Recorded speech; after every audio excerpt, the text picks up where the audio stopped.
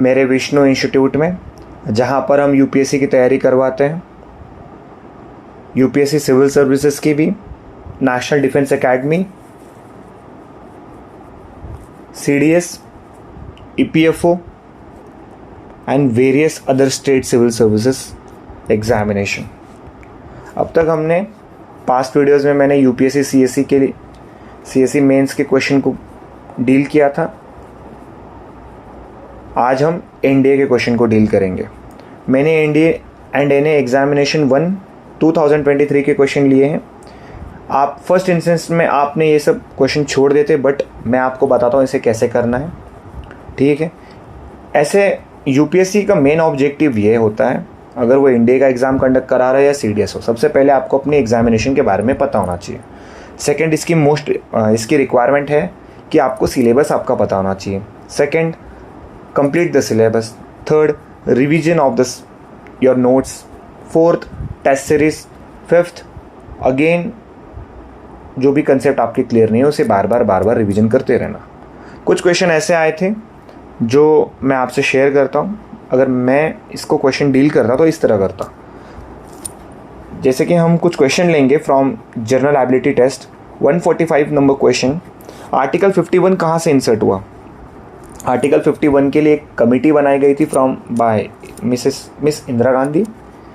उस कमेटी का नाम था स्वर्ण सिंह कमेटी। उन्होंने रिकमेंडेशन दिया था कि आर्टिकल 51A ऐड हमें करना होगा फॉर फंडामेंटल ड्यूटीज़। ये समय था 1975 के पीरियड का, ठीक है, जहाँ पे 1976 में हमने 42nd अमेंडमेंट एक्ट हमने ऐड किया, ठीक है। We inserted fundamental duties because we want कि इंडियन पॉपुलेशन जो है वो रिस्पॉन्सिबल सिटीज़न की तरह बिहेव करे, ओके। हम ये पॉलिटी में पढ़ते हैं। This is the most easiest topic, okay. ये हाथ से जाना ही नहीं चाहिए नंबर। दूसरा हम लेंगे treaty of Yandabo. Treaty of Yandabo which one of the following का पार्ट रहा है। इसका आंसर है फर्स्ट एंग्लो बर्मीज वॉर। आप सबको पता है ईस्ट इंडिया कंपनी ने एक्सपेंशन कैसे किया। पहले battle of Plassey, battle of Buxar में बंगाल प्रोविंस जीता। Second, Carnatic war, Madras capture. Third, Mysore capture. Fourth, with Maratha they capture. Fifth, और मराठा इंटरनल पॉलिटिक्स की वजह से भी डिक्लाइन हुई। फोर्थ रहा अपना Punjab capture, Sindh capture, Nepal capture and then Burma भी आपका कैप्चर। उस वक्त का बर्मा, आज हम उसे म्यांमार कहते हैं, ओके। तो इसका आंसर है फर्स्ट एंग्लो बर्मीज वॉर। हम अपने कोर्स में हम आपको बताएंगे treaty of Yandabo in detail, okay. हम नेक्स्ट नंबर पे आते हैं 140। आपको पता होना चाहिए कुषाण कहाँ के रूलर है, कुषाण ने कौन सी स्टैचू बनाई और किस सिटी में वो स्टैचू है, ठीक है। इसका आंसर मथुरा था। अब कुषाण कौन थे और वो पता होना चाहिए, कहाँ से आए ये पता करो, कौन से बुद्धिस्ट काउंसिल को इन्होंने पैटर्नेज किया था, कनिष्क कौन थे, उनके क्या क्या इनिशिएटिव्स थे, तो ये सब आपको पता होना चाहिए। तो आपको एंशिएंट इंडिया तो पढ़ना ही होगा, देयर इज़ नो अल्टरनेटिव। और यूपीएससी के लिए आपको तो एंशिएंट इंडिया पढ़ना ही पड़ता है, यूपीएससी या कोई भी एग्जामिनेशन हो, ठीक है। 144 नंबर वाला क्वेश्चन अगर आप देखेंगे, विच one of the following tribes from India the north east had earliest known association with the cultivation and the production of T. इसका मतलब ये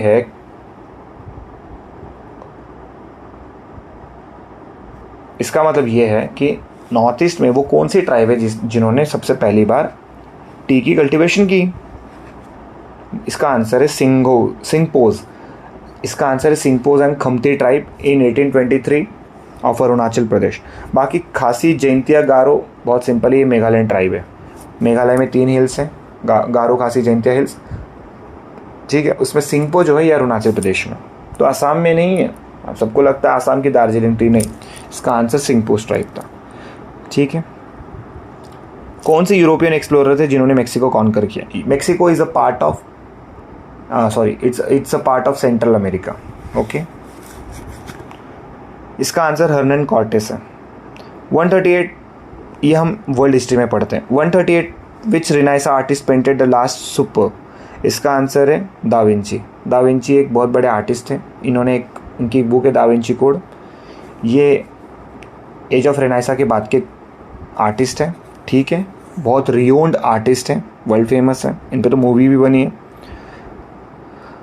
plan allocation in agriculture and irrigation as percentage of total plan, 142 number question, of total plan outlay was highest in. आपको बताना होगा कि हमारे agriculture और irrigation में वो कौन सा प्लान था जिसमें ज़्यादा वेटेज दिया गया, एग्रीकल्चर और इरिगेशन में ज़्यादा पैसे लगाए गए, वो था इसका आंसर है फर्स्ट 5 ईयर प्लान, पहले 5 ईयर प्लान जो 1950s में आए थे।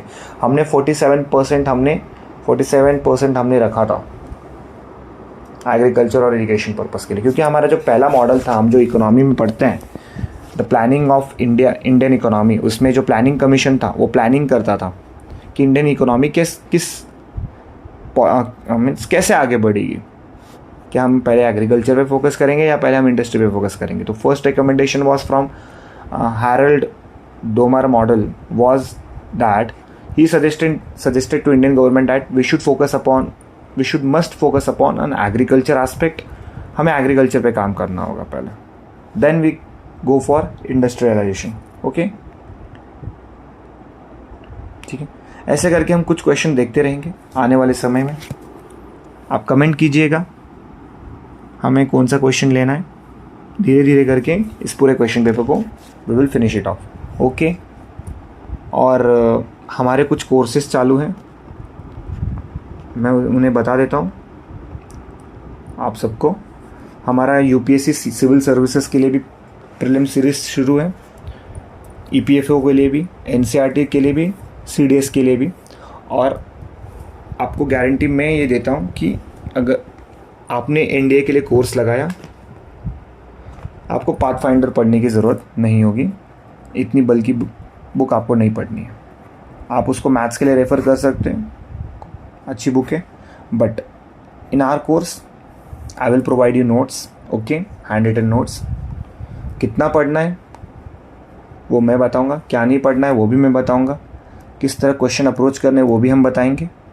तो जिनको एनरोल करना है आप सब मुझे मैसेज कीजिएगा, मैंने नंबर डिस्क्रिप्शन बॉक्स में लीव करता हूँ, ठीक है, पुट अप कर दूँगा। And become the part of this journey, and आपको उस जगह पहुँचाने की जिम्मेदारी मेरी। आप बस साथ दीजिए, आपको जितना बताता हूँ आप उतना पढ़ते रहिए और ज़्यादा से ज़्यादा टेस्ट सीरीज सॉल्व करते रहिए।